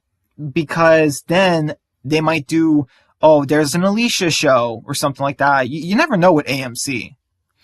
It's so Oh hard to God, tell. no, no. Oh hell no. I would hate that so much. I would rant about that so much. I mean, that would be so stupid, man. I'll be like, no, man, no, don't do it. It's not worth it. Right. With AMC, not with you, with AMC, because no one AMC they want to do all these spin-offs, and I'm like, to be fair, you already have Dead City and Rick and Michonne, and you got Daryl coming up. You have the Daryl spin-off coming up, so it's like, well, you might want to cool it down. Right. Exactly. It's like, if I'm gonna have characters cameo, I need to have it make sense, and I need to do it in a way that doesn't contradict the lore. But but then some people might say, well, wait, are you actually going to uncanonize season 7 of Fear to have Alicia in Extinction? I don't know. It's a possibility. It really depends on if you guys like the idea, because using a season 7 Alicia in Extinction, I really don't want to. Like, what I'm saying? I feel like, yeah, I know what you're saying. I was just gonna say, I feel like if you are gonna use Alicia in your show, I feel like it has to be like, when Alicia looked great, like, Fear season 6, Alicia from Fear, the show version. I feel like it should be that Alicia and not the Alicia from what. Because let's be honest here, Alicia from Fear season 7, that was pretty bad. I hated that so much. I'm like, this is so stupid. It makes no sense. It's ridiculous. Even Reyes agrees. It's pretty stupid. I don't know. I hated that so much, man. I'm being serious when I say that's probably one of the reasons why I stopped watching Fear, because season 7, episode 7 of AMC's Fear, when Alicia came back after God knows how long, I'm like, yeah, this is retarded. It's retarded. It's pretty stupid. Yeah, exactly. And man, I can't. Yeah, man, and I hope you guys enjoy season. I hope you guys enjoy season 5, man, because yeah, this was a tough season to write. It's been brutal, man. I've already killed off some characters this first half, and yeah, man, it's just like, and the way it goes into the second half, and the places I introduce, the stories I do with Benjamin and them, like you're gonna fall in. I think you guys are gonna fall in love with Benjamin again as a character, because he's gonna be, like, as you guys got from the synopsis, he's gonna be in a new environment, and he's not gonna be with his group. So it's like, you know what I mean? So how is Benjamin gonna? And not to mention, guys, like, we have, if you guys forgot, we have Alice. Alice Warren from the comics, in my show, and she's going to be a pretty decent character in season 5. I don't know if major character. I would say supporting character in season 5. Yeah, I wouldn't say main character. I would say supporting character in season 5. So, yeah, man. This is a question for Brian. Spoiler warning for season 8. Aaron's like Walking Dead. Coming back when he gets killed. I haven't seen that episode, Josh. But yeah, as far as that, yeah, I'm definitely. I think I heard something like that, but yeah, I gotta watch it. And don't worry, man. I know you said spoiler warning, and to be fair, I'm probably gonna forget about it before I see that question again. Or remember, I'm probably gonna forget your question. But yeah, I do watch Aaron Lego's Walking Dead stuff. I do watch his series. It's just that I haven't watched them in a while, so I do need to watch those. Yeah. All right. So, Walker Dead, is there anything else that you want to ask me about season 5, or maybe even season 6 if I do one? Anything else about my series? Anything at all? Just go ahead. Because, yeah, like I said, if I am going to have characters make a cameo, they are going to be characters like for example, Georgie or then Alice. But there is one character in season 5 that is going to, I will say there was going to be one surprising character in season 5. And you guys are not going to expect him. Trust me. Darn it. I shouldn't have said that. I shouldn't have said him. I'm sorry. That was a little funny there, but then again, it's understandable. I mean, it came out though. Yeah. Okay. Yeah. To be fair, there's this very cool character I will have in season 5. But other than that, like, yeah, I'm not giving much more than that. You know, new? Is he like a character from the comic? Like, is he new or no? He is not. Is he a character from the comic?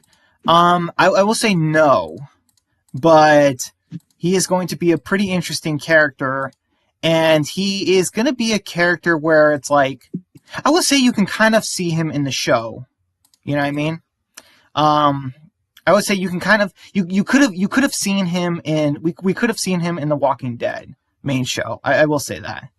That's all I'm gonna give. Interesting. Yeah. It's not. So obviously it's like, wait, it doesn't sound like Rick. It's not Rick. Okay, it's not Rick, but it is a male character. And he is going to be pretty interesting, I guess I can say. Nice stream. I enjoyed it. Huh. Yeah, that was funny, Josh. Yeah. Wait, can I make a guess really quick as to who it is? Mm-hmm. Sure. Is it Sheriff Kapoor? Ooh, close. No. Pretty close, I would say. But like I said, he's not in the comic. But it's like... But you were still very close. But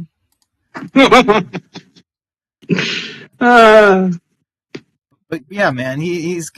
I can't say when he's gonna appear, obviously, because I want to keep it a surprise. But I will say that when he shows up, you are definitely gonna be very surprised, because yeah, he's a surprise character. And yeah, I don't know. At some point, I do want to do Sheriff Kapoor. I should do him, but I don't think I didn't have that in mind, though. You know what I mean? I might do him later. You know, like if I do season 6, I might do him then. But this character is going to be in season 5, so yep. Yeah. Oh, and one last thing for you on the stream. I want to ask real quick. Like, are you going to be busy after the stream or no? I will be, yeah, man, because this stream has been going on for like almost 2 hours now, and I got other things to do. All right. Yeah. Okay, so yeah, guys, if there's anything else about Extinction, I'm about to wrap it up, like 5-10 minutes, and then I'm ending the stream. But yeah, first off, I want to thank you guys so much. Thank you, Ali, Walker Dead, Josh, Nick Weil too. Thank you guys so much for stopping by and chatting with me. Because yeah, like I said, I really enjoy Extinction. I enjoy talking about it with you guys. It's just, I love it. I love it. It's my passion project, and it's what I always wanted to see in the Walking Dead universe. Like, I just always wanted to see a protagonist and characters who do not infuriate you to no end. Like, I'm sorry, but as much as I love Walking Dead stories, why do they always have infuriating characters? Like, first off, like with kid characters and stuff, and young adults. Like, I'm sorry, but I don't think, besides like Glenn and Maggie in certain seasons, like, The Walking Dead was not really good at writing young adult characters. You know what I mean?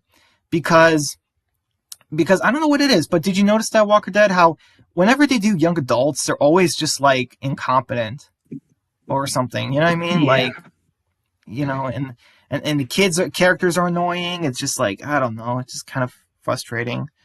To be fair, not to interrupt, to be fair, they've always did that in the show. Almost every season. And I'm like, why? Right, exactly. Yeah, they've kind of done that throughout the seasons. Like, hey, let's have these young adult characters. Let's have them be complete screwballs or messes or they're weaklings. Like, it's kind of annoying. Like, so that's kind of why I chose a younger cast with Extinction, to where, like, so it's kind of similar to World Beyond, where it's like, oh yeah, the majority of the cast are kind of young, but it's not like World Beyond where it's like, it's as much as I really enjoy World Beyond, it's so cringy. Like, you know what I mean? It is cringy. So I can't deny that. As much as I enjoy the show, it's cringy a lot of times, you know? And, you know, you have characters trying to, they talk about the future and this and, and the thing about World Beyond is they don't go too brutal with trying to survive sometimes. But obviously in Extinction, we see how, like, oh no, the characters do brutal things to survive, you know? You know what I'm saying? Like, it's just funny. It's like Hope is like, you know, 16, 17, and she obviously killed Elton's mom, who was pregnant. That's something brutal, you know. But then it's like after that, it's like Hope doesn't do anything else brutal in the franchise. Like Walker Dead. Can you imagine if I asked you to name the top 10 most brutal things Benjamin has done? Like, you know, his like actions. It's like, oh man, like you could list like 10, right? Yeah, I mean, if you ask me, like, if you were to ask me that question, I'd be like, wow. I mean, I would be like, well, there's, to be fair, Benjamin did do a lot of brutal things in the Extinction show, so it will kind of be like, well, that's the thing. He did so much brutal things. It's kind of hard to, you know, it's kind of hard to keep track of each one because he's done. That's how much he's done a lot of brutal things in your show. Right. He's like a younger Rick Grimes, like, you know, no kids, no wife. Like, I mean, obviously he does eventually, but you know what I'm saying? Like he at the start of the apocalypse, he didn't have a wife and a son. No, he had parents. They died brutally in front of him, and he just kind of goes full murder jacket Rick without the jacket. And, you know, we kind of see how he changes as a character, where he learns to find more people in group and learns to care about them and do whatever it takes to survive, but also to trust them too. And, you know, like, you know, it's just, I will say by the end of season 5, Benjamin will, I will say that he will have a satisfying end in season 5. So. Nice. Here's hoping you don't kill him off, because I don't want to see Benjamin die. Like I just mentioned before. Yeah, I understand. Joshua says that new Daryl Dixon teaser was so bad, bro. I haven't seen it, but I heard it was complete nonsense. Get it? Nonsense. If you don't get it, welcome to yeah. They have the army of nuns. I get it. You said nonsense. Right. They have the army of nuns in the teaser.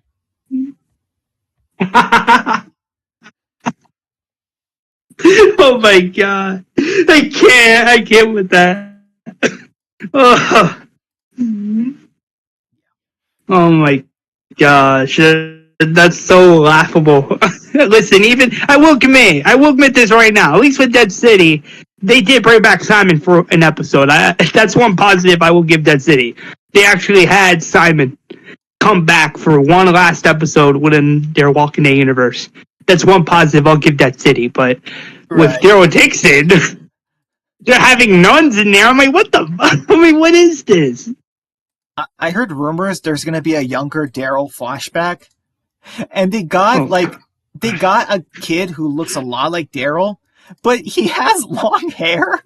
So I'm just like, wait, Daryl. So even as a kid, Daryl had long hair.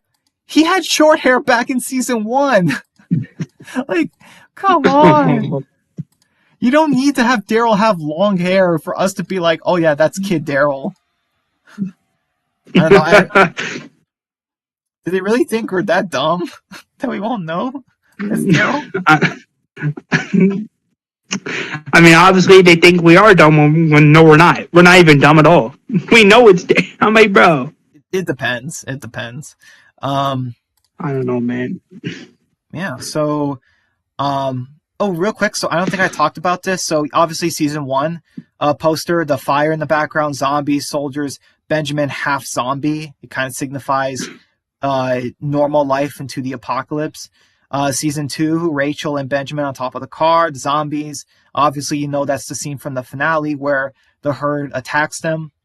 You know what I mean? And not kills her brother, but eats him. You know, which speaking of brutal scenes, yeah, that would also be a brutal scene in the Walking Dead franchise.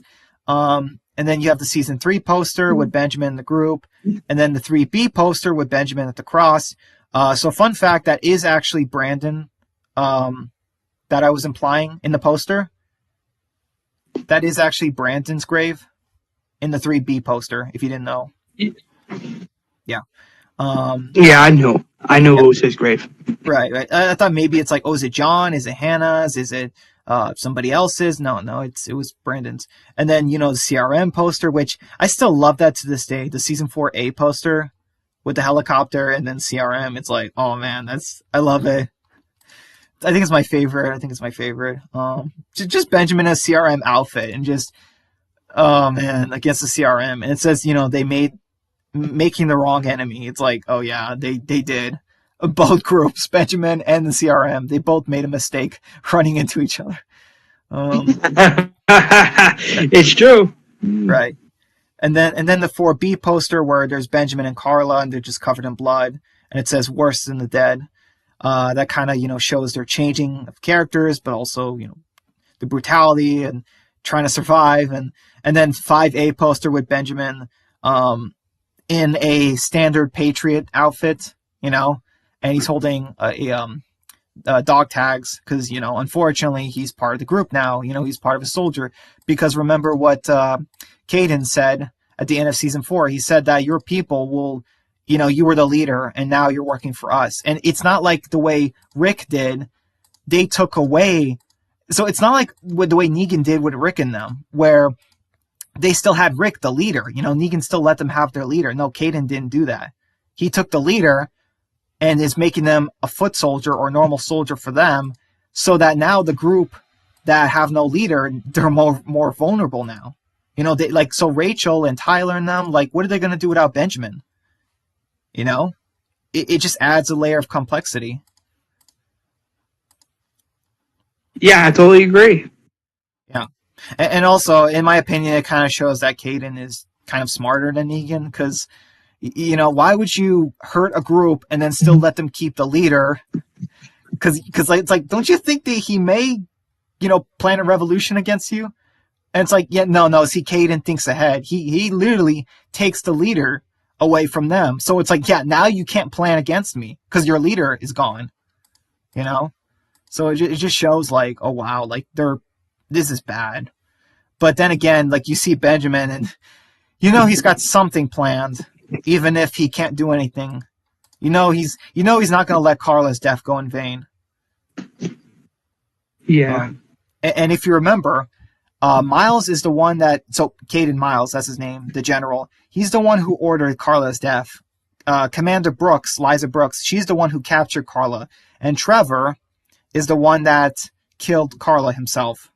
So, I'm sure you probably want to see Benjamin kill all three of them, but I can't promise that. Yes.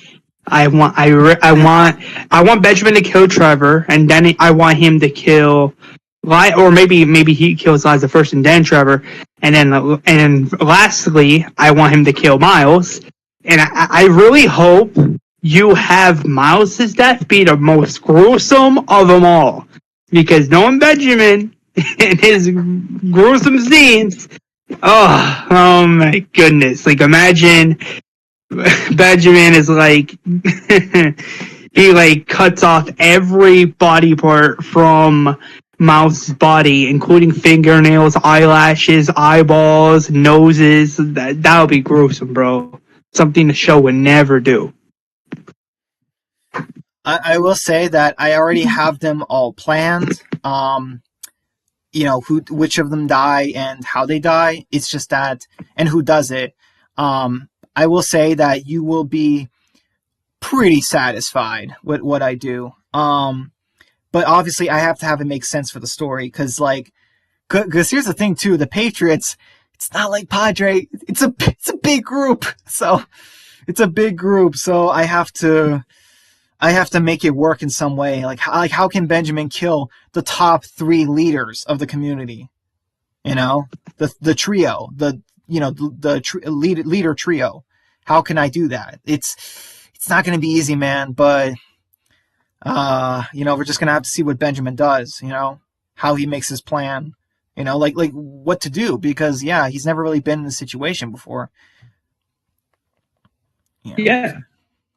And also we have to see how Rachel takes this too because you know the big news, you know, she's pregnant, and how do you think she's gonna what do you think, you know, how do you think she's gonna feel when she finds out what happened in the finale? You She's gonna know, be like devastated, obviously. I mean, of right, course she's gonna. I mean, of course she's gonna understand why Benjamin is gonna eventually do you know what because of what Miles did to Carla, as did Eliza and right, Trevor. Trevor. So yeah, Right. She needs to meet them, and she needs to find out everything that happened to the characters that went out. Like she still doesn't know. Yeah, it's gonna be who I wrote it, man. It's a tough scene. I'll tell you that much. Right. Yeah. I know. You know, I already know what you're talking about. Like, yeah, expect a like a big, sad, emotional moment.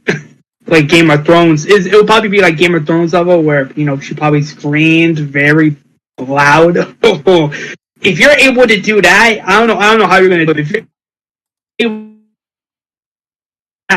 I will be like, wow. Huh. Wow. I'll be in shock. I'll be like, no way. Yeah. It's definitely gonna be. I still have to work on it a little bit.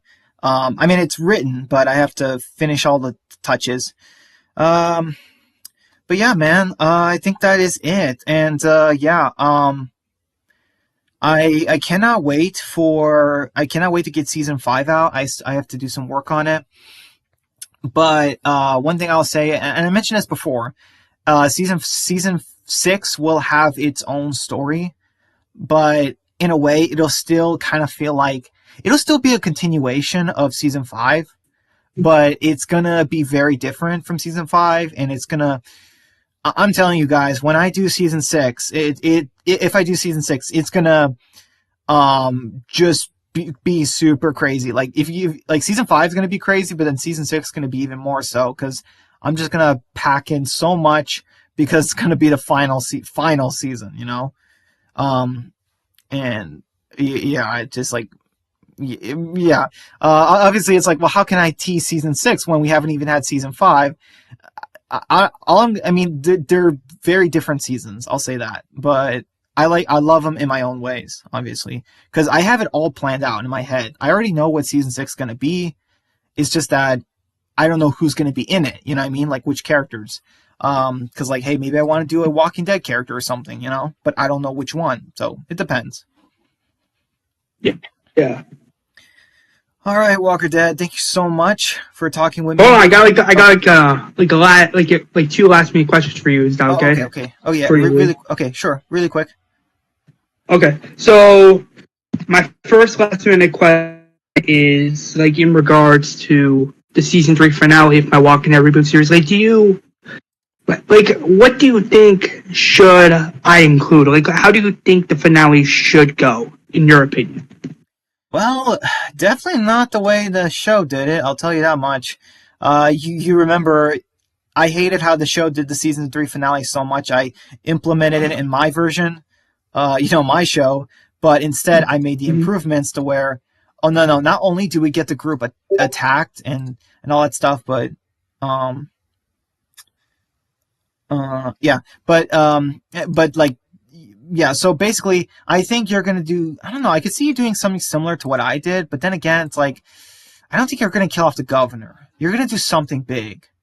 I think it's gonna be like a mix. Because season 3 was so tame.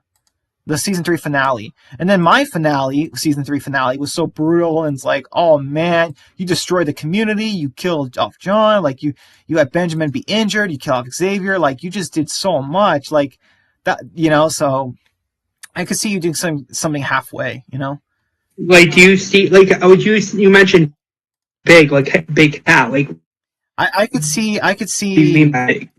I could see some good action, and I could see some good action and much better writing. I'll say that.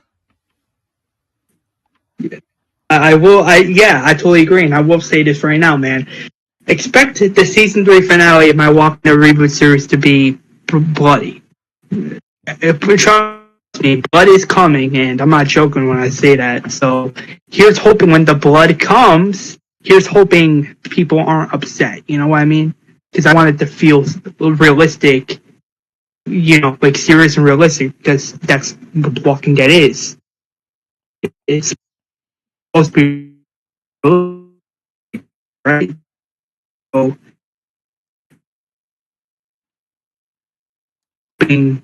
here's hoping when the blood comes, you'll be like, wow, that's no way. I mean, Yeah, exactly. Okay, Walker Dead. Last question. yeah. And then my second last main question is, what else? Like for season 4, I know this is not confirmed by any means yet, but for season 4A, should be like, if, in your opinion? I don't know, because you said you're not doing the flu stuff, so I don't know. I really don't know, man. If you're not gonna do the flu stuff, what could you do? I don't know. I really don't know, man. It's a mystery. I'm just drawing a blank. I think though, you're gonna have more deaths than the show did for the mid-season finale of season 4, because you know how I feel about the comic. Like Robert Kirkman killed off way too many characters in the comic version with the governor. Like the final battle, like that was way too many characters, important characters. Like 6. Like, Kirkman? Are you crazy? 6 in the show. We only lost 1. Like, I think 3 would have been fine. Yeah. So. Yeah. Yeah, if you ask me, I feel like 3 or 4 would be fine by me. Right. Like exactly. 3 or 4. Right. Exactly. Go on. You're trying to say something? Yeah. Like Kirkman should have done. Or he should have spread it out. But like. Yeah, I don't know. Just a couple more characters should have lived, Like, I get it. Lori and Judith, that made sense. Like, Herschel, I can see that. Billy, no, he definitely should have lived in the comic. And Axel, I think he could have lived. I think it would have been cool if he lived past the prison. Patricia, she stinked in the comic. I didn't really care, honestly, but yeah, you know what I'm saying. Yeah. So I guess you get. I mean, so if you were picking like a few character deaths for my version of Too Far Gone, like season 4, episode 8, like who would you pick to die? Like if you were picking 3, like who would it be? Someone from Tyrese's group. At least one character. Maybe someone from the Green family, and maybe someone in the Atlanta group. So one Atlanta. Like who? Like who do you think it could be? I don't know, T-Dog, like, or something, like, I don't know, someone from the Atlanta group. So someone from the Atlanta group, a Green family member, and like a newbie from Tyrese's group, like one of those characters from last season. Like, I could see that. Interesting. All right, man. And then you guys hit. No. I gotta go. Okay. Yeah, man. Thanks for the chat. We talked for about 2 hours. Thank you so much, man. You're welcome. Thank you guys. I hope you enjoyed the Walking Dead Extinction stream, because this is my first ever Walking Dead Extinction stream, and we will probably do another one when season 5 is over. Because when season 5 is over, we are definitely talking about it, because I'm gonna give so much information about season 6 if I do it, mind you. It's got to get popular enough, but I will reveal some juicy info, for season 6 after season 5 concludes, because then you'll get the story more. We're gonna know who's alive, who's dead, We're going to see, is the world bigger? Is it smaller? Which characters can we see make crossovers? It's all going to make sense after season 5. Like, it's going to make a lot more sense. But then again, season 5 is going to end in a satisfying way to where you're like, I could see this being a good ending for the series, like permanent. But then it's like, but I would like one more season. So yeah. All right, Josh. Goodbye. Goodbye, Walker Dead. Thank you guys so much. We'll talk to you all later. Take care, guys. Bye.